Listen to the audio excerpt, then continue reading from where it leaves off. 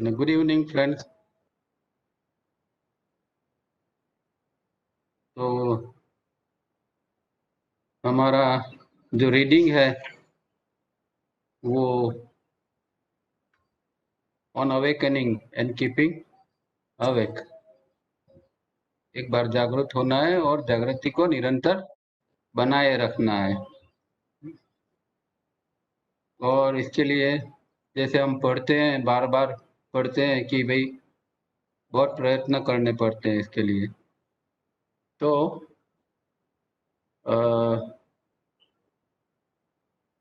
आगे देखते हैं वो किताब के अंदर क्या है। पर इसके पहले पूरी एक दो बात मैं अवेकनिंग के बारे में बताना चाहूँगा कि एक सवाल ये उठना चाहिए कि भाई अवेकनिंग जो है, जागृति है, वो बिकमिंग है या फिर बीइंग है। बिकमिंग की प्रक्रिया है या फिर बीइंग की है। तो बिकमिंग और बीइंग क्या है वो भी समझना चाहिए। बिकमिंग माने कुछ बनना, मैं ये हूँ उससे मैं कुछ और बनना चाहता हूँ। मैं जरा छोटा साधक हूँ तो बड़ा साधक बनना चाहता हूँ। मैं थोड़ी और कम प्रैक्टिस कर रहा हूँ तो जरा और प्रैक्टिस करके जरा बड़ा साधक बनना चाहता हूँ। या मैं बिकमिंग बाहर की ओर तो होता है, धंधा पानी में होता है, वो तो ठीक है। पर आदमी अंदर से बिकमिंग की प्रक्रिया में लग जाता है। और कई लोग जागृति के लिए भी ये बिकमिंग की प्रक्रिया में जाते हैं कि भाई मुझे जागृत होने के लिए मैं ये करूं वो करूं, इस तरह। तो वो जो है वो बिकमिंग की प्रक्रिया है। और दूसरी जो चीज है वो बीइंग। बीइंग मतलब होनेपन। मैं हूँ, जिस चीज में हूँ, जैसा हूँ वैसा हूँ। बस मुझे खाली ध्यान है कि मैं जागृत हूँ या नहीं हूँ, इतना जानना ही मेरे लिए काफी है। तो बीइंग जो है वो ये है। तो जागृति के लिए हम सीधे प्रयत्न नहीं कर सकते। जैसे कि मैं अभी आपको बोलूं कि सब जागृत हो जाओ, तो जरूरी नहीं कि आप जागृत हो जाएंगे। आपको समझ में नहीं है कि मैं क्या करूं, जागृत रहने के लिए मैं क्या करूं। अभी मैं को बोल सकता हूं कि भाई मैं जागृत नहीं हूं। तो मैं बताऊं कि भाई आप जागृत हो, तो सबको दिखाई दे रहा है ना। किसी को नेट का प्रॉब्लम बता रहे हैं। Anything wrong? आवाज और दृश्य दोनों ठीक है ना? I think so. तो ओके। तो ये हमेशा ध्यान में रखना चाहिए कि जागृति के लिए कुछ और प्रकार के आप प्रयत्न करोगे तो उसका कोई मतलब नहीं है, जागृत नहीं हो सकते। किसी ने बोल दिया कि भाई जागृत हो जाओ, प्रेजेंट मोमेंट में आ जाओ, तो जरूरी नहीं है कि हम आ जाए।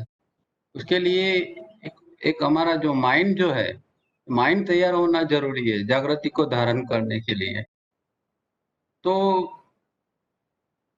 बीइंग जो है वो एक मेन चीज है कि हम अगर जागृत है तो बीइंग है, जागृत नहीं है और जानते हैं तो वो भी बीइंग है।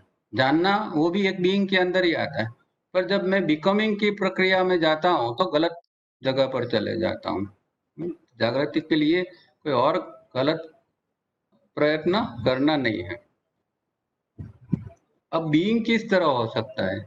मैं हूँ, पर वो कैसे मुझे उसकी संज्ञा मिल सकती है? तो उसकी दो दो रीत है। एक, कभी कभार क्या है कि हम बाहर की कोई असर के अंदर आ जाते हैं और एकदम जागृति अपने आप में आ जाती है। जैसे कि एक आप बहुत सुंदर जगह पर घूमने गए, एकदम सुंदर जगह है, और अचानक एक जागृति आपके अंदर आ जाती है, तो वो नेचुरल जागृति है। या कोई अच्छा सा संगीत सुन रहे हो और उस संगीत के अंदर डूब जाते हो तो एकदम जागृति आ जाती है। यहाँ हम कोई प्रयत्न नहीं कर रहे जागृति के लिए। या आपने देखा होगा कई बार हम पुराने मंदिरों में जाते हैं, जैसे बद्रीनाथ में गए, केदारनाथ में गए, और कोई भीड़-भाड़ नहीं है, शांति है, तो आपको अचानक एक जागृति की एक इफ़ेक्ट मिलेगी। तो ये जो है, इस तरह हम हमारे अंदर जागृति एक अपने आप में आती है, एक उतरती है जागृति, ऐसा कह सकते हैं। मुझे याद है कि एक बार 1988 में मैं गिरनार तलेटी गया था और वहाँ रुका था, और शाम के बाद मैं एक जगह पर घूमने निकला था अकेला। थोड़ा अंधेरा था और थोड़ा आगे गया, इसके बाद अचानक पता नहीं कहाँ से जैसे कि एक अवेयरनेस का एक वेव आ गया और एकदम विचार शांत होने लगे। मैं एकदम एक पत्थर के ऊपर बैठ गया थोड़ी देर के लिए और एकदम शांति का अनुभव, एक जागृति का अनुभव हुआ। थोड़ी देर के लिए हुआ और उसके बाद वो खत्म हो गया। तो हो सकता है कि उस समय कोई आजू बाजू में कोई संत महात्मा कोई ध्यान तपस्या करते हो और कोई वेव हमको कभी मिल जाता है, तो क्या कुछ ऐसा हुआ होगा। पर कहने का मतलब कि यहाँ प्रयत्न नहीं था, और प्रयत्न नहीं था फिर भी एक जागृति का वेव आ गया था थोड़ी देर के लिए। तो ये जो जागृति इस तरह आती है, प्रयत्न नहीं, ये बीइंग की बात है। दूसरी चीज ये है कि हम कुछ योगा की प्रैक्टिस करते हैं और प्रैक्टिस जब खत्म होती है इसके बाद में अचानक जागृति आ जाती है। तो जैसे आपने अच्छी तरह रिफाइनिंग किया, स्टेप किया या फेस किया, और जब खत्म होने के बाद आप जब लेटते हैं तो उस दौरान एक पूरी जागृति आ जाती है आपका बॉडी के अंदर। आप आपके बॉडी को महसूस करते हो, आप देखते हो कि आपका विचार कम हो गए हो, एक एक अच्छी सी जागृति आ जाती है। फिर उसको मेंटेन करनी पड़ती है, वहाँ थोड़ा प्रयत्न लगाना पड़ता है। पर इसको लाने के लिए आपने कोई प्रयत्न नहीं किया, आपने दूसरी चीज की। ये इनडायरेक्ट मेथड है कि इनडायरेक्टली आपने कुछ किया और एक जागृति का अनुभव आपको होने लगा। तो इस तरह भी जागृति हमारे अंदर आती है। तो ये दो दो तरह हमारे अंदर आती है। पर बिकमिंग जो है वो बिकमिंग नहीं होना चाहिए, खाली इसका ध्यान रखना है कि जागृति के लिए कोई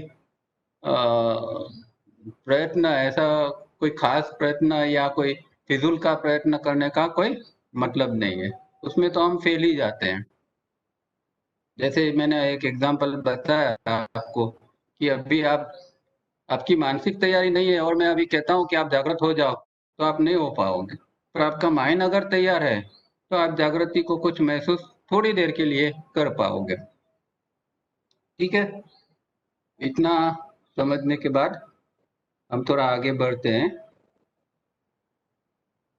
लास्ट टाइम हमने जो देखा था वो बहुत एक अच्छा, बहुत गहरा एक सेंटेंस था और जी का था। फिर से मैं पढ़ता हूँ। One can forget a coat और an umbrella, but to forget oneself or 3SRB is unpardonable, even after knowing what we can gain and achieve thereby। तो ये हमने लास्ट टाइम पढ़ा था, उसमें वो खास जिक्र करते कि भाई आप कैसे सेल्फ को भूल जाते हो, अपने आप को ही भूल जाते हो। आपको सब कुछ याद रहता है, क्या खाया है, क्या पिया, कहाँ जाना है, कहाँ गए से, सब कुछ याद है। बस खाली सेल्फ ही याद नहीं, मैं कौन हूँ, बस वो ही याद नहीं है। तो कहते कि वो अनपार्डनेबल है, वो माफ नहीं किया जाता। उसके बाद अभी आगे पढ़ते हैं, page number 265। Our major problem is how to avoid identifying with our problems। तो हमारा प्रॉब्लम, हमारी समस्या क्या है कि समस्या के साथ चिपक जाना, वही हमारी समस्या है। समस्या समस्या नहीं है, समस्या का कोई प्रॉब्लम नहीं है, समस्या को से कुछ ये नहीं है। पर समस्या से हम जब चिपक जाते हैं, हमारा स्व जो है वो हम स्व के अंदर नहीं रहते हैं और हम चिपक जाते हैं, हमारा जीव जो है वो चिपक जाता है। वही सबसे बड़ा प्रॉब्लम है समस्या के बारे में। आइडेंटिफाइंग मतलब गेटिंग इन्वॉल्व, इसके अंदर इन्वॉल्व हो जाते हैं तो वो आइडेंटिफिकेशन का स्टेज बन जाता है. For example, try not to identify when the body brain system is lying, because it does not matter what one's body brain system is doing if one is asleep. तो आप एक जब body brain system मतलब अंदर का कोई हूँ या बॉडी ब्रेन सिस्टम जो है वो झूठ बोल रहा है, तब आप ट्राई करना ये उससे न आइडेंटिफाई हो सको, ऐसी प्रयत्न आप करना कि भाई शरीर हो या मतलब कि अंदर का कोई आई मन जो झूठ बोल रहा है और मुझे उसके साथ चिपकना नहीं है, उसके साथ आइडेंटिफाई नहीं होना है. तो ऐसा एक प्रयत्न आप करके देख सकते हैं, क्योंकि जब बॉडी ब्रेन सिस्टम सोया है तो आप क्या कर रहे हैं फिर उसका कोई मतलब नहीं. बॉडी ब्रेन सिस्टम जो है वो जब सोया है मतलब बेहोशी में है तो वो कुछ भी करेगा, उसका कोई मतलब नहीं रहता है. जो जागृति है, जागृति से जो आदमी कुछ भी करता है तो उसका एक बहुत महत्व रहता है और वो कर्म उसको फिर चिपकता भी नहीं है. जैसे गीता के अंदर भगवान श्री कृष्ण कहते हैं कि भाई कोई आदमी ने अगर उसके अहंकार को निर्मूल कर दिया है और वो सारे संसार को भी मार देता है तो भी उसको पाप नहीं लगता है, उससे उसको वो कर्म उसको बाध्य नहीं बनता है. तो कहने का मतलब कि वो अभी जागृत हो चुका है, वो स्लीप से बाहर आ गया है और वो कुछ भी करेगा तो वो उसको लिए बाध्य नहीं है. पर बेहोशी जो है वो बेहोशी के अंदर कर्म का बंधन हमेशा हमें रहता है, क्योंकि हम जो हमारी जो फ्री विल है उसका उपयोग नहीं करते. और bodies were and are design to sleep, हमारा जो शरीर है मतलब बॉडी ब्रेन सिस्टम जो है उसकी डिजाइनिंग नेचर ने ऐसी की है कि वो तो स्लीप में ही चला जाएगा, बेहोश ही हो जाएगा. तो we must go against nature. तो जब आप जागृति का प्रयत्न करते हैं तो एक नेचर से अगेंस्ट आप जाने का प्रयत्न कर रहे हैं. The body brain system thus require a push every moment. तो हर समय उसको बॉडी ब्रेन सिस्टम को जागृत रहने के लिए पुश करना पड़ता है, कुछ ना कुछ करना पड़ता है. और इसीलिए हम बार बार कहते हैं कि भाई थ्री स्टेप इससे अच्छा कोई साधन नहीं है, क्योंकि तावरिया जी ने थ्री स्टेप इसीलिए दिया है कि बार बार थ्री स्टेप में आपको बार बार पुश मिल ही जाता है, तो बॉडी ब्रेन सिस्टम को जागृत रहने की संभावना बन जाती है. Identification masquerades as humility. तो आइडेंटिफिकेशन क्या है?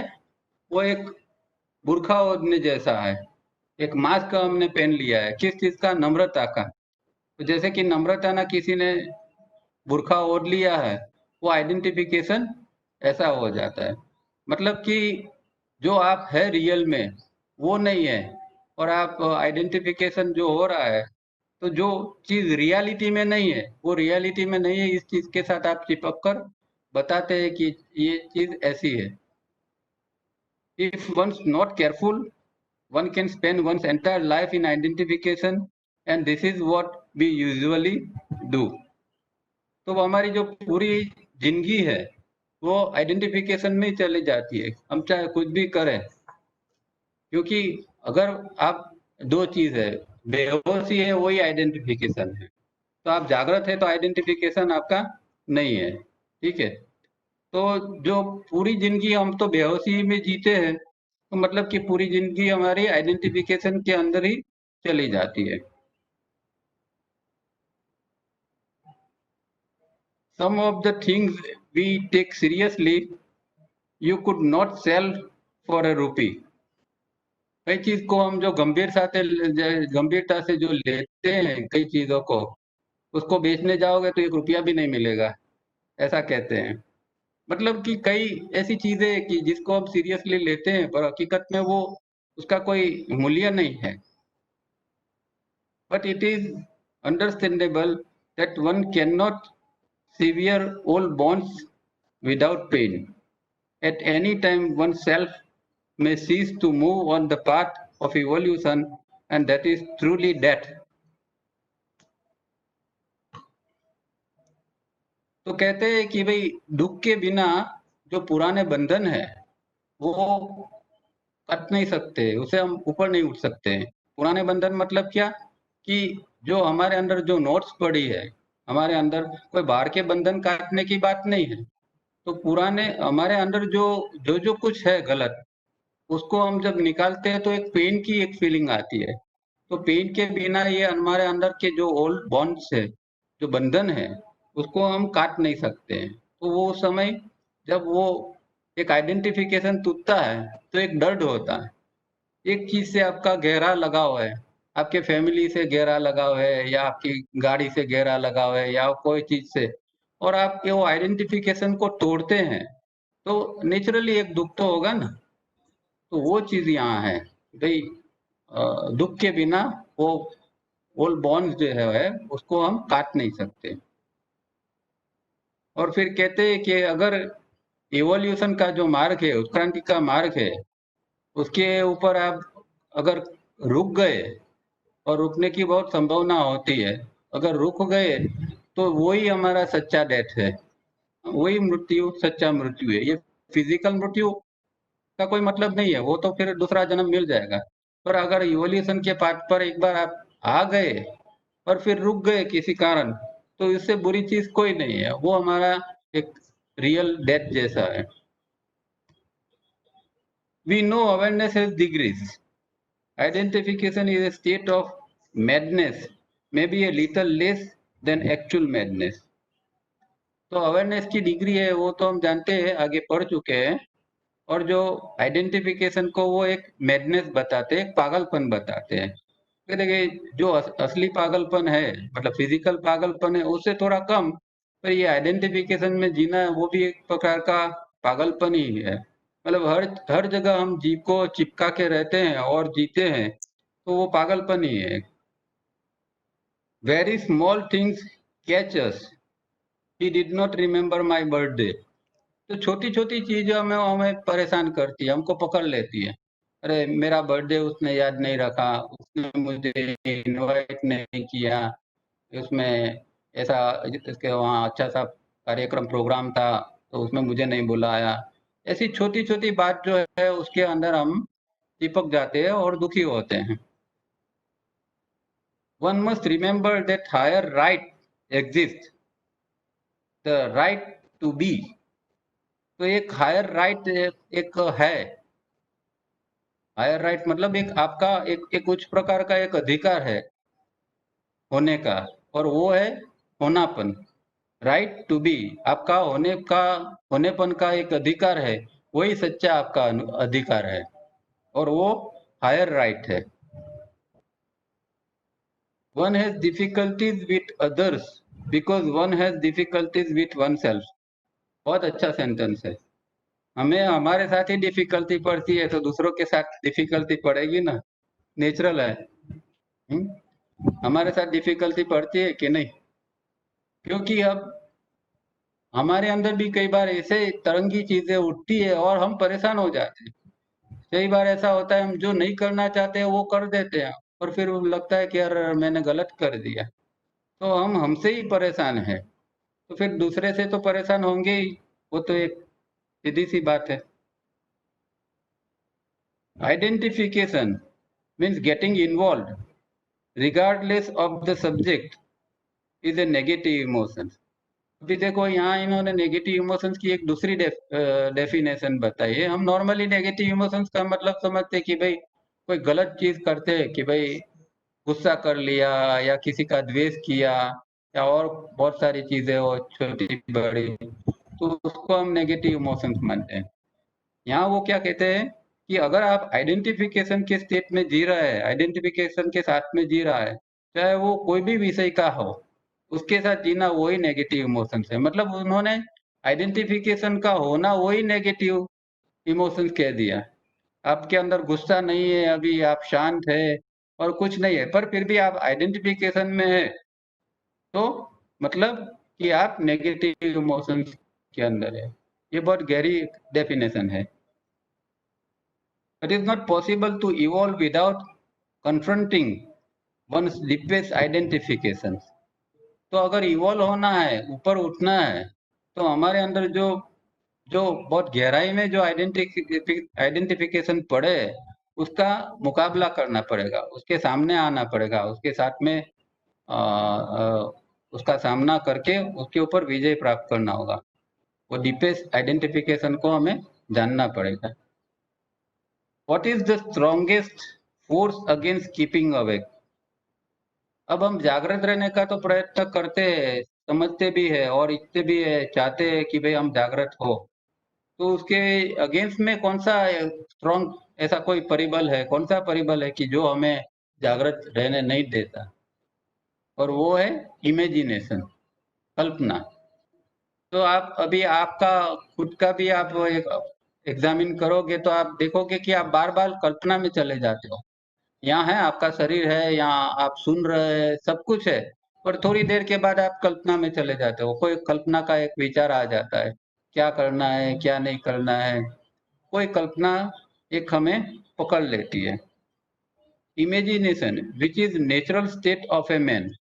तो एक्चुअली इमेजिनेशन ये वे तो है तो नेचुरल, वो तो आनी ही है, वो कोई बुरा है ऐसा नहीं है। पर इमेजिनेशन जो है वो हमें जागृत रहने नहीं देता, वो एक सबसे बड़ा प्रॉब्लम है। It is a state we have to struggle with throughout our life. तो एक इमेजिनेशन ऐसी चीज है कि जिसके प्रति हमें थ्रू आउट लाइफ में स्ट्रगल करना पड़ता है, हर समय, क्योंकि हर समय इमेजिनेशन हमको पकड़ के रखती है। थोड़ी देर नहीं होती है, कुछ देखा उसके बाद इमेजिनेशन में चले गए, कुछ सुना इमेजिनेशन में चले गए, या कुछ नहीं है तो इमेजिनेशन में, टीवी देख रहे हैं तो भी इमेजिनेशन में जा रहा है।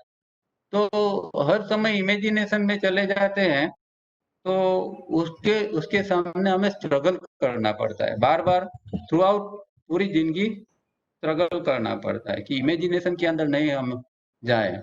और इसके लिए सबसे आसान चीज ये है कि आप आपके बॉडी को पकड़ के रखे, बॉडी को महसूस करते रहे हमेशा कि आप कहाँ हैं, किस पोजीशन में बैठे हैं, आपका बॉडी की स्थिति क्या है। अगर बॉडी लेवल की अवेयरनेस को आप पकड़ सकते हैं बार बार, तो ये इमेजिनेशन आपको कम सताएगा। Imagination consumes energy and introduce intrudes into all circumstances so that reality seems to be a foreign experience। तो ये इमेजिनेशन ऐसी चीज है कि एक तो हमारी एनर्जी को खा जाती है। जैसे आप विचारों में चले गए, इमेजिनेशन में, कल्पना में चले गए, तो हमारा एनर्जी का कंजम्पशन, खपत चालू हो जाती है। और वो इमेजिनेशन है वो हर परिस्थिति जो है, हर सर्कमस्टांसिस है, उसके अंदर वो घुस जाती है। और रियलिटी जो है वो तो हमें एक जैसे फॉरेन एक्सपीरियंस है, इस तरह होता है। मतलब हमारा कोई असंगत अनुभव है, इस तरह जो रियलिटी नहीं है ऐसी चीज हमें लगती है। फॉरेन एक्सपीरियंस मतलब जो रियलिटी नहीं है। तो इमेजिनेशन की वजह से हमें जो रियलिटी है उसको हम महसूस नहीं कर सकते। अभी आप रियलिटी क्या है कि आप क्या, आप कहाँ, कब कहाँ है, वो रियलिटी है। आपका अभी कौन सी जगह पे होना, वो जानना और महसूस करना, वो रियलिटी है। पर जैसे आप इमेजिनेशन में चले गए तो वो रियलिटी खत्म हो गई, जैसे फॉरेन एक्सपीरियंस हो गया। Does no 3SRB seem a foreign experience today? Does not 3SRB seems a foreign experience today in comparison to our wrong breathing? तो हमारा हमेशा रॉन्ग ब्रीदिंग अगर चलता है तो ये 3SRB भी एक फॉरेन एक्सपीरियंस जैसा है, नॉन रियलिटी जैसा ही हमें लगता है, क्योंकि हम गलत श्वासोच्छ्वास की क्रिया में रहते हैं। तो वो 3SRB फिर रियलिटी नहीं बनती है। When you yield to imagination, that is daydreaming or brooding, and similarly to wrong breathing, something great disappears behind something small. Your state of being awake suffers. तो जब हम इमेजिनेशन में, मतलब कि अब इमेजिनेशन का उन्होंने दो पार्ट बताया, एक डे ड्रीमिंग और दूसरा ब्रूडिंग। तो इमेजिनेशन यानी कि डे ड्रीमिंग में है या फिर आप ब्रूडिंग में है, और उसके साथ साथ आपका रॉन्ग ब्रीदिंग, गलत आपका श्वास भी चल रहा है।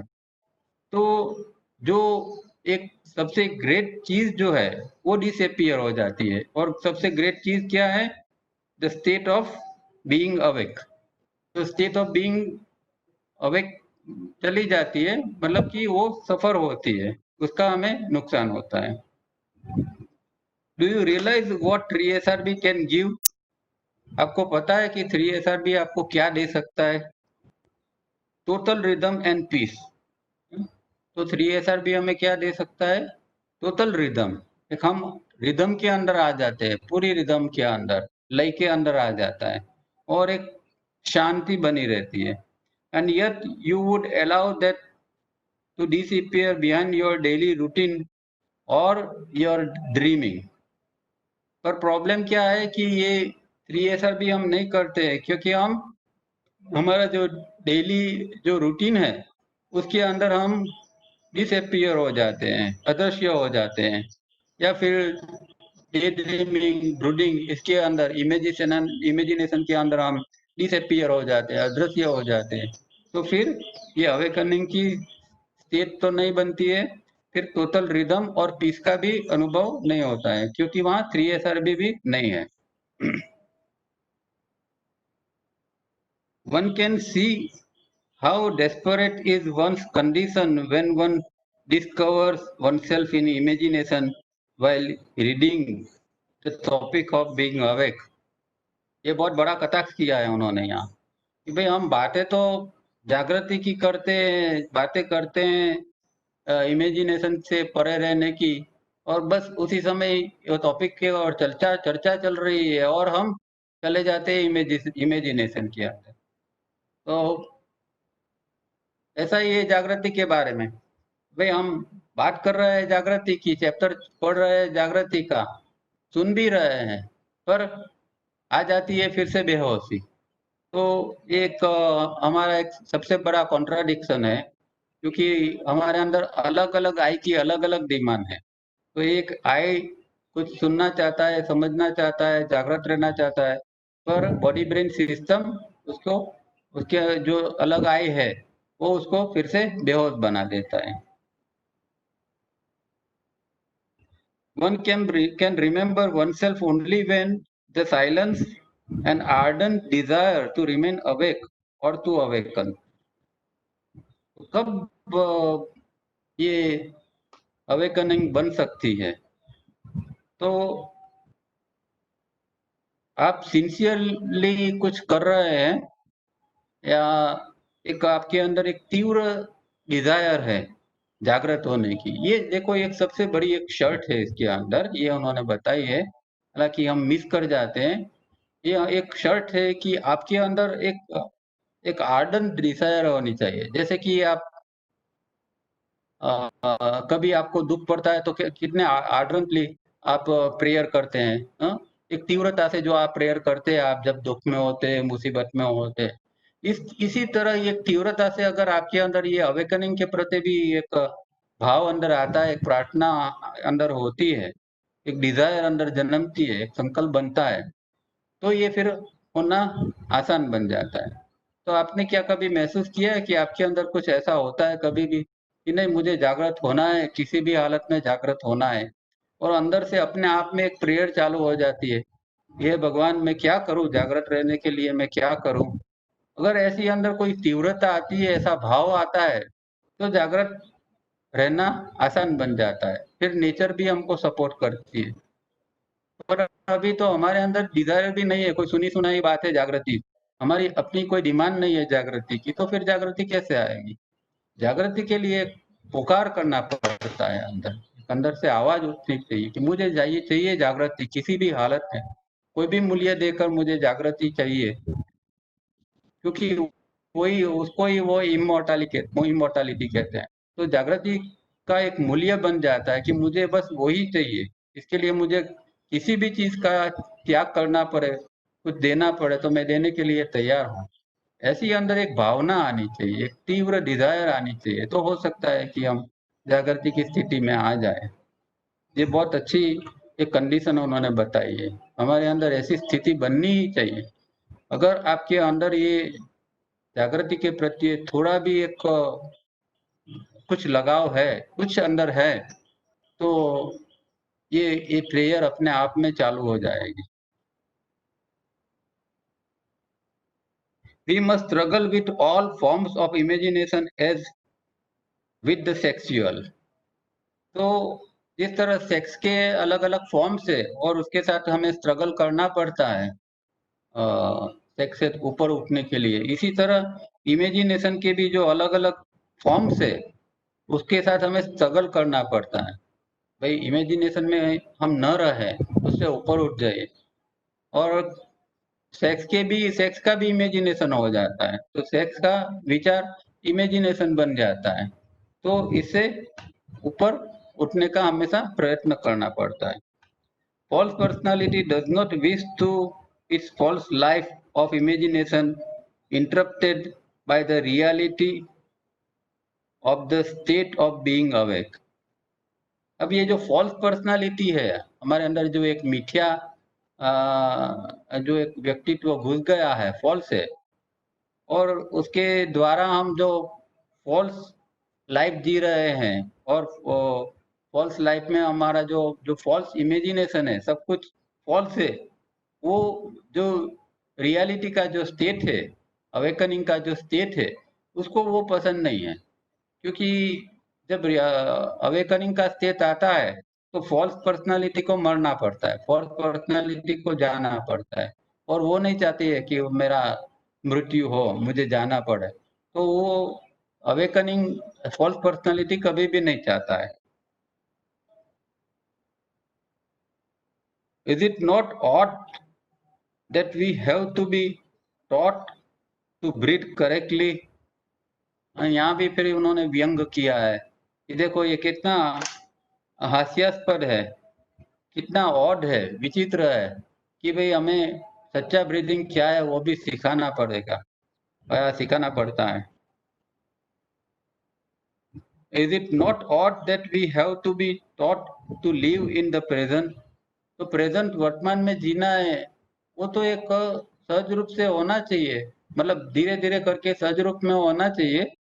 तो वो भी सिखाना पड़ता है कि भाई आप वर्तमान में आओ, आप रिदमिक ब्रीदिंग करो।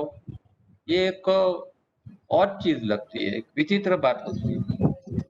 When one awakens and discovers that it is the body brain system speaking, a sense of alarm passes through one, because one realizes that one's body brain system functions adequately only in sleep। अब जब आदमी थोड़ा अंदर जाता है, फिर देखता है कि जो उसका जो बॉडी ब्रेन सिस्टम जो है वही स्पीक कर रहा है। स्पीक कर रहा है मतलब कि अंदर बॉडी ब्रेन जो सिस्टम है वही जी रहा है, अंदर की आई जो है वही जी रहा है। इसके अंदर जो असली चीज है वो तो अभी है ही नहीं, वो तो जीवित ही नहीं है। हमारे अंदर खाली बॉडी ब्रेन सिस्टम ही अभी जी रहा है। तो उसके अंदर से एक भय पसार हो जाता है। ओ कैसी चीज है कि मेरे अंदर तो कुछ असली चीज तो है ही नहीं। पूरे दिन में मैं जैसा अंदर कुछ है ही नहीं, असली में तो वो ही नहीं, कुछ और हमेशा कुछ ना कुछ आता है जाता है। तो ऐसा जब वो देखता है, आपके अंदर डिस्कवर करता है, तो एक उसके अंदर भय उसके अंदर से पसार हो जाता है कि ओ ये कैसी चीज है मेरे अंदर।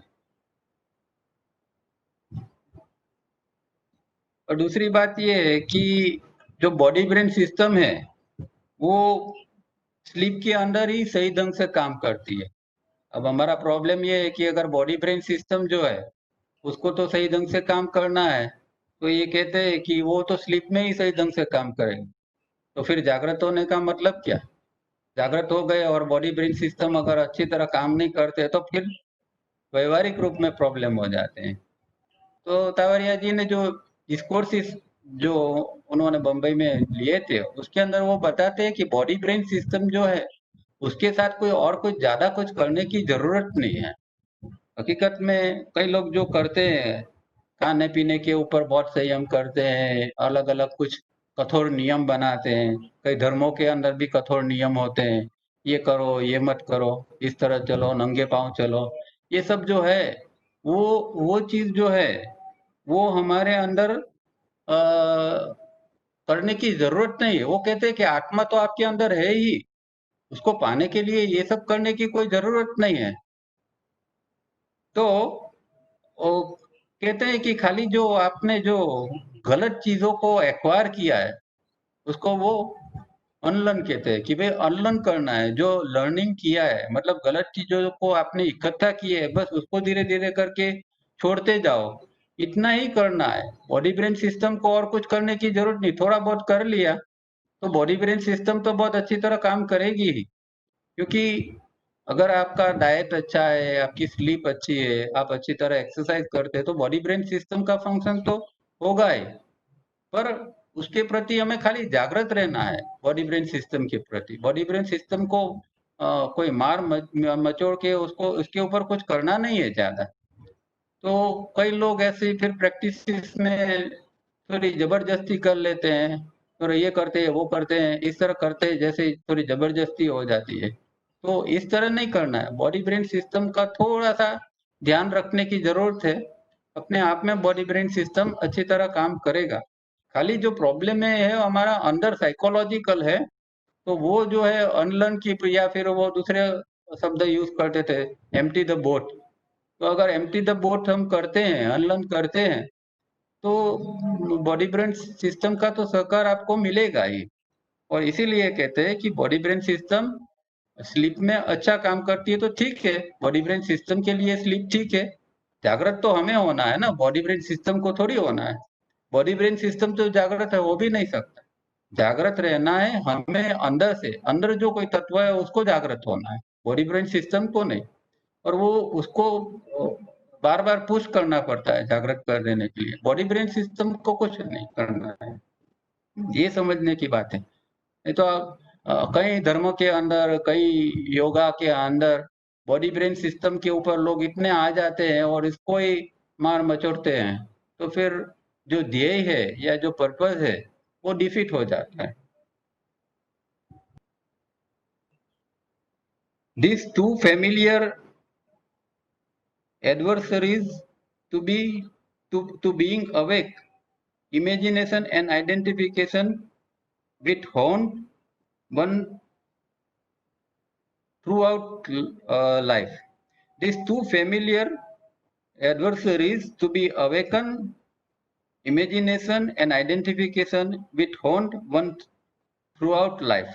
तो व्यक्ति के अंदर जो दो विरोधाभासी चीज है, जो फेमिलियर चीज है, दो विरोधाभासी, एक क्या है कि एक जागृति है और दूसरा इमेजिनेशन एंड आइडेंटिफिकेशन है।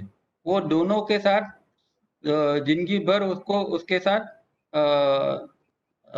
लड़ना पड़ता है, उसके साथ मतलब उससे ऊपर उठना पड़ता है। तो बीइंग अवेकन के अंदर जाना है और इमेजिनेशन और आइडेंटिफिकेशन को तोड़ना है।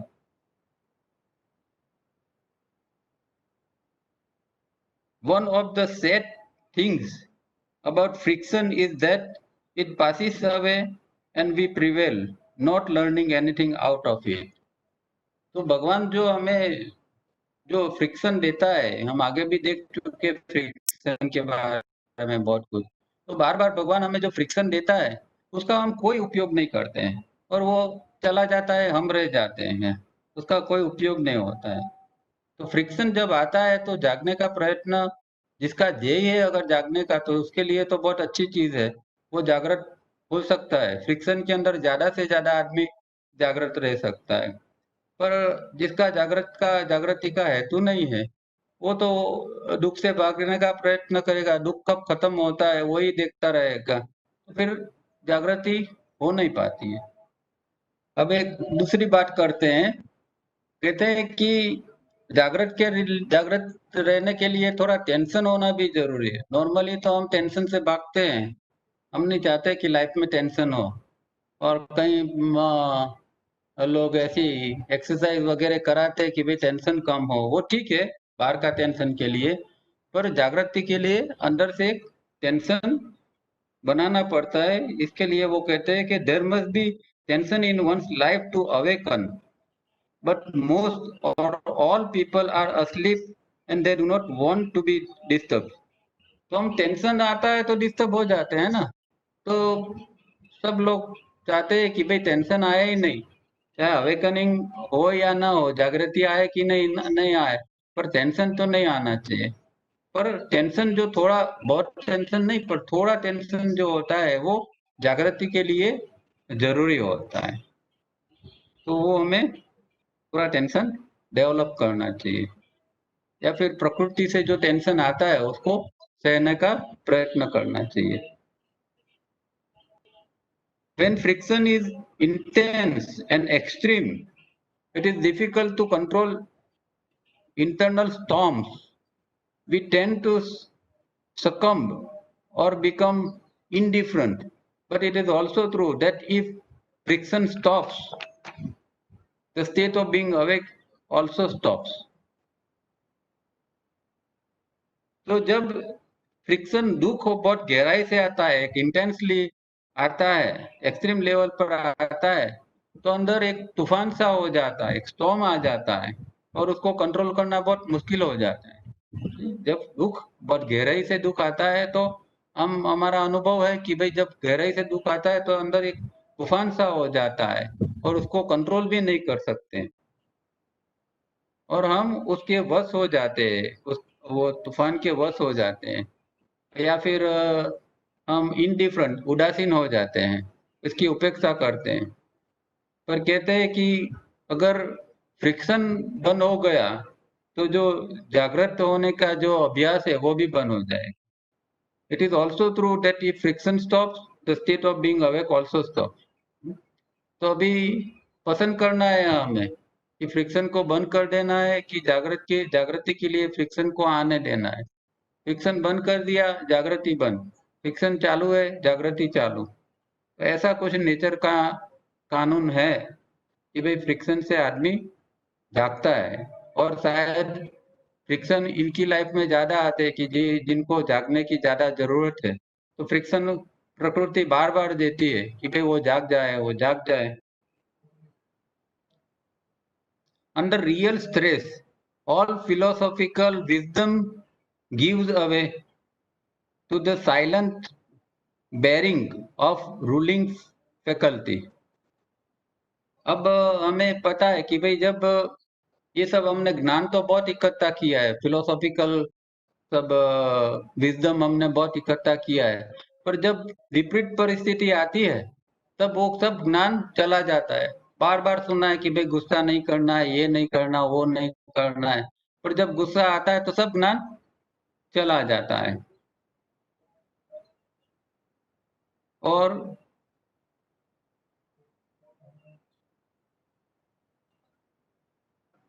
जो साइलेंट बेरिंग है, मतलब इसको चुपचाप सहन कर लेते हैं, तो तो रियल स्ट्रेस का हमें अनुभव होता है। When friction is intense, we may forget that it is a play. When when it subsides, we realize it. But the shock was intended to reveal identification and develop higher centers. तो कई बार दुख बहुत ज्यादा आता है तो हम फिर भूल जाते हैं कि ये तो एक प्रकृति का प्ले है, एक नाटक है, जिसके अंदर सुख आया, बाद में दुख आएगा, फिर सुख आएगा। पर जब दुख ज्यादा आ जाता है तो हम भूल जाते हैं कि भाई ये प्ले है, और हम इसके साथ आइडेंटिफाई हो जाते हैं। पर जब वो सबसाइड होता है, वो सब जब कम होता है, तब हमको पता चलता है कि हाँ, ये जो दुख था, ये तो एक हकीकत में तो एक प्ले है नेचर का। और जो शौक हमें मिलता है वो हमारे अंदर जो आइडेंटिफिकेशन है उसको दिखाने के लिए आते हैं, इंटेंडेड टू रिवील आइडेंटिफिकेशन। और उसके साथ हमारे अंदर जो हायर सेंटर है उसको डेवलप करने के लिए शौक आता है। तो शौक से तो आदमी बहुत घबराता है, पर शौक अगर आता है तो हायर सेंटर्स डेवलप हो सकते हैं, और आइडेंटिफिकेशन हमें दिखाई देता है कि देखो कितना, जैसे कि एक आदमी को शेयर बाजार में बहुत बड़ा घाटा हो गया, तो उसको ये शौक है, पर उस समय उसको पता चलता है कि देखो मेरा पैसे के प्रति कितना गहरा आइडेंटिफिकेशन है, पैसा मेरे लिए सब कुछ है। वो एक आइडेंटिफिकेशन उसको दिखाई देता है। अगर दिखाई देता है तो उसके जो हायर सेंटर्स है ब्रेन के अंदर के, वो फिर डेवलप होना चालू हो जाता है। How can one attract more friction to be more awake? लो, ये तो उल्टी बात है। हम तो फ्रिक्शन से बचना चाहते हैं, तो यहाँ तो कहते हैं कि भाई ज्यादा से ज्यादा फ्रिक्शन कहाँ से हम ले सकते हैं ताकि ज्यादा जागरूक रह सके। By introducing voluntary suffering in life. तो वॉलंटरी सफरिंग को जीवन के अंदर लाके हम ज्यादा अवेक रह सकते हैं। वॉलंटरी सफरिंग के बारे में आगे हमने बहुत बार बात की है, और हम जानते हैं कि भाई उन्होंने आगे भी बताया कि रोजाना कुछ 15-20 मिनट तो वॉलंटरी सफरिंग करो। कोई एक चीज जो है जिससे आपका बॉडी ब्रेन सिस्टम इरिटेट होता है, ऐसी चीज को आप लो और 10-15 मिनट उसके साथ रहो। जैसे कि बहुत गर्मी लगती है, तो गर्मी लगती है एकदम, पंखा मत चालू करो, वो गर्मी जो है उसको महसूस करो, उसके साथ रहो। या भूख लगी है तो एकदम खाने के लिए मत दौड़ो, थोड़ी देर रुको, उसके साथ रहो। तो ये सारी चीजें वॉलंटरी सफरिंग हम कई चीजों के अंदर कर सकते हैं। और दुख जो आता है उसको भी हम वॉलंटरी सफरिंग बना सकते हैं, क्योंकि नॉर्मली दुख आता है तो हम उसको सहन करना ही नहीं चाहते, हम उससे भागना चाहते हैं। तो अगर जो दुख आ रहा है उसके साथ हम जीने का अभ्यास करते हैं तो भी वो भी एक वॉलंटरी सफरिंग हो जाता है। One is fortunate to receive friction in the form of large shocks. लो, बहुत गहरी बात बताई है कि वो आदमी सबसे बड़ा सदनसीब है कि जिसको लार्ज मात्रा में, एकदम बड़ी मात्रा के अंदर शॉक्स मिलते हैं, उसको गहरा दुख मिलता है, वो आदमी नसीबदार है। ये सब बातें जागृति के संदर्भ में ही है, ऐसा आप हमें समझना पड़ेगा। क्योंकि जिसका ध्येय जागृति है उसके लिए फिर शौक का कोई ये नहीं है, चाहे कितना बड़ा घाटा हो गया या फायदा हो गया, ये कोई उसके लिए बहुत महत्व का नहीं होता है। वो ऐसे शौक में भी वो तो जागृति का अभ्यास करते रहता है और ऊपर उठने का प्रयत्न करता है। तो इसलिए कहते हैं कि वो आदमी सब बड़ा नसीबदार है कि जिसको बार बार ऐसे शौक लगते हैं और बड़ी मात्रा में शौक लगते हैं। They help us to evolve. वो हमें उत्थित करने के लिए, ऊपर उठने के लिए, उत्क्रांति के लिए बहुत मददरूप है। Jesus said the son of man hath nowhere to lay his head. Jesus क्या कहते हैं कि भाई आदमी को उसका सर छुपाने की कोई जगह नहीं है। कब? जब दुख पड़ता है, दुख इतना पड़ रहा है चारों ओर से कि आदमी को उसका सर छुपाने का कोई जगह ही नहीं है। तो ये दुख का महत्व समझाने के लिए है। What do you think is the greatest friction?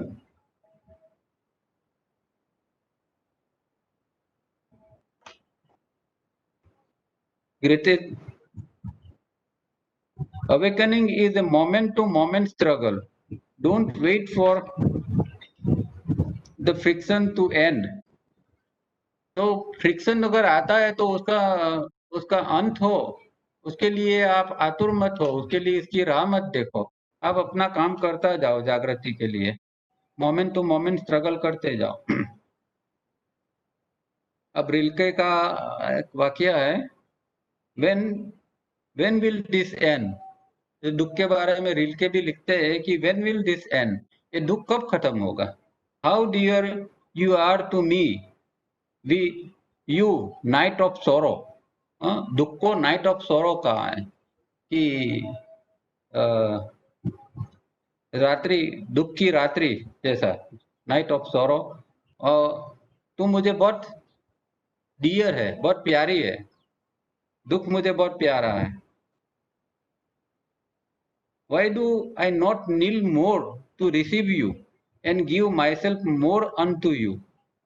तो मैं झुक के तू तेरा स्वीकार क्यों न करूं और मेरी जात को तेरे प्रति समर्पित क्यों न करूं, दुख के प्रति है। We are wasters of sorrow, हम दुख को गंवा देते हैं, वेस्ट करते हैं, उसका उपयोग कोई नहीं करते, wasters we are. How we gaze beyond them into some drape future to see if they may end there. तो हम एक निश्चित भविष्य की ओर देखते रहते हैं कि कब इसका अंत हो, कब इसका अंत हो। जब दुख आता है तो आदमी क्या करता है, ऐसा ही सोचता है ना कि नहीं कल दुख खत्म हो जाएगा, परसों दुख खत्म हो जाएगा। हाँ? तो एक ड्रेप फ्यूचर के प्रति देखता रहता है आदमी कि कब दुख खत्म होता है। तो यहाँ दुख का महिमा बताया है। दुख में जिसको जागृत होना है, जिसको अध्यात्म में आगे जाना है, जिसको इमोर्टैलिटी की ओर जाना है, उसके लिए ये दुख का महत्व बहुत बहुत अच्छी तरह, बहुत गहराई से समझाया है। ये दुख का मटेरियल लाइफ से के अंदर हम सुख चाहते हैं, पर वो जो है हमारे एक रास्ते में एक रुकावट बन जाती है। तो हमें ऊपर उठने के लिए अगर नेचर से दुख आता है तो उसका स्वीकार करना चाहिए। और ये तो वहां तक वॉलंटरी सफरिंग भी कहते हैं कि भाई अगर दुख नहीं है तो थोड़ा वॉलंटरी सफरिंग भी ले आओ और दुख थोड़ा लाइफ के अंदर रखो। You receive friction when you need it, बहुत बड़ा वाक्य है ये भी। You receive friction when you need it. तो अगर हमारे जीवन के अंदर फ्रिक्शन आता है तो समझ लेना चाहिए कि भाई हमारे अभी ये बॉडी ब्रेन सिस्टम को कुछ फ्रिक्शन की जरूरत है। बॉडी ब्रेन सिस्टम सोया हुआ है, वो जागना ही नहीं चाहता है और प्रकृति उसको जगाना चाहती है। तो अभी कुदरत ने हमें ये फ्रिक्शन भेजा है। Trials force sincere student to surface. तो जो परीक्षण होता है वो सिंसियर स्टूडेंट को सरफेस के ऊपर ला देता है। ये ट्रायल जो ये दुख आता है तो दुख का फ्रिक्शन जो है वो हमारे लिए एक परीक्षण है, ट्रायल्स है। तो वो सरफेस के ऊपर हमें ला देगा, पता चलेगा कि भाई हम कितने, कैसा हमारे अंदर कितना बल है। One's mechanical morality thinks friction is punishment. तो मैकेनिकल मोरालिटी होती है यांत्रिक रूप की एक नैतिकता, और हमारे अंदर समाज के अंदर हमारे धर्मों के अंदर ये सब यांत्रिक नैतिकता बहुत घुस गई है। ये करना चाहिए, ये नहीं करना चाहिए, ये किया तो बहुत गलत है। ये सब यांत्रिक नैतिकता है। और वो नहीं यांत्रिक नैतिकता जो हमारे अंदर है वो ऐसा मानती है कि भाई ये दुख तो एक पनिशमेंट है, सजा के रूप में आया है। और कई बार ऐसे लोग भी, कहने वाले महात्मा लोग हैं, वो भी ऐसी उल्टी पुल्टी बात कर देते हैं कि भाई देखो दुख आया है ना, तुमने कुछ गलत काम किया होगा अगले जन्म जन्म के अंदर, ये दुख आ गया। तो आदमी को बाहर निकालने के बजाय उसके अंदर और धकेलते हैं। सम इवन से गॉड इज टेस्टिंग हिम और हर। कुछ लोग कहते हैं कि भाई देखो दुख आया तो वो तो तुमको भगवान तुम्हारी परीक्षा ले रहा है। ये सब ठीक है, ये सब बातें हैं, उसका कोई मतलब नहीं है। The aim is to transform. हमारा एम क्या है, हमारा उद्देश्य क्या है कि हमें हमारी प्रकृति का ट्रांसफॉर्मेशन करना है, हमारा प्रकृति को के अंदर परिवर्तन करना है, transformation. If we are awake when experiencing friction we assimilate suffering. तो अगर हम जागृत है और जो फ्रिक्शन आता है, दुख आता है, तो हम सफरिंग को एसिमिलेट कर सकते हैं, आत्मसात कर सकते हैं, हमारे अंदर एक उसका भाग बना सकते हैं। But no inner mental dialogue is necessary. तो जब दुख आता है तो अंदर कुछ डायलॉग चैटरिंग ना बबराट कही है, तो वो नहीं होना चाहिए, अंदर बकबक नहीं चालू होनी चाहिए, बस साइलेंस होना चाहिए। It is mechanical to resist friction तो अगर फ्रिक्शन आप दुख का प्रतिकार करते हैं तो मैकेनिकल है, यांत्रिक है, but divine to transform it, अगर आप इसका रूपांतरण करते हैं तो वो डिवाइन है। तो दुख से लड़ना नहीं है, उसका उसके साथ उसको रेजिस्ट नहीं करना है, पर उसको ट्रांसफॉर्म करने का प्रयत्न करना है, तो वो डिवाइन हो जाता है। One can become exasperated under pressure, yet one must try to allow oneself to reach that point. तो जब दुख आता है या प्रेशर आता है तो आदमी के अंदर चिढ़ आ जाती है, वो ऐसा एक रेस्टलेस हो जाता है अंदर से। पर आदमी को वो एक पॉइंट तक उसको ऊपर उठाते जाना है, उसको सहन करते जाओ, सहन करते जाओ। आप कितना सहन कर सकते हो प्रेशर को? तो एक पॉइंट तक उसको सहन करना है, रेजिस्ट नहीं करना है। The only way out is to change one's level of being, our structure, through not identifying. तो आइडेंटिफाई होए बिना हमारे अंदर का जो स्ट्रक्चर है, हमारा लेवल ऑफ बीइंग है, उसको हमें चेंज करना है। सबमिट इन साइलेंस, तो मौन के अंदर समर्पण बनाओ, अंदर का मौन, अंदर का मौन और उसके साथ समर्पण की भावना। The only answer is to remain awake.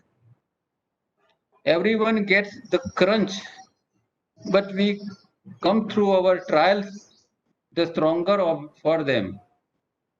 तो हर एक के जीवन के अंदर कुछ ऐसी घटनाएं तो घटती होती है, क्रंच।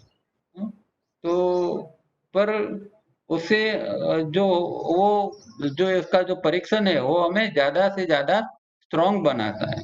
तो कभी भी जब ऐसी घटनाएं बनती है, उससे हम भागते नहीं है, तो हम अंदर से और मजबूत होते जाते हैं। We can not escape through thinking inner mental dialogue. We cannot escape through laughter or crying. We can only escape if we are awake. तो हमारे अंदर का जो डायलॉग चल रहा है उससे हम नहीं भाग सकते हैं। अंदर हमारे अंदर जो एक दुख है, अंदर जो एक रुदन है, क्राइंग, या अंदर एक हास्य है, इस सब से अंदर जो कुछ है उससे हम भाग नहीं सकते हैं। खाली हम जब जागृत होते हैं तभी उससे हम भाग सकते हैं, मतलब उससे ऊपर उठ सकते हैं। तो जागृति ऐसी चीज है कि अंदर का जो इनर डायलॉग है उसको बंद कर देता है, या फिर अंदर जो क्राइंग है या लाफ्टर है उसको भी वो बंद करता है, एक अवेकनिंग की स्थिति। तो उसके लिए हमें प्रयत्न करना है, अच्छी तरह साधना करनी है, योग साधना करनी है, और हो सके तो हम बार बार वो अवेकनिंग की स्थिति में आ जाए, बीइंग में रह सके, ऐसा अभ्यास करना है। यहाँ हम समाप्त करते हैं। किसी को कोई प्रश्न है तो पूछ सकते हैं 2-5 मिनट के लिए।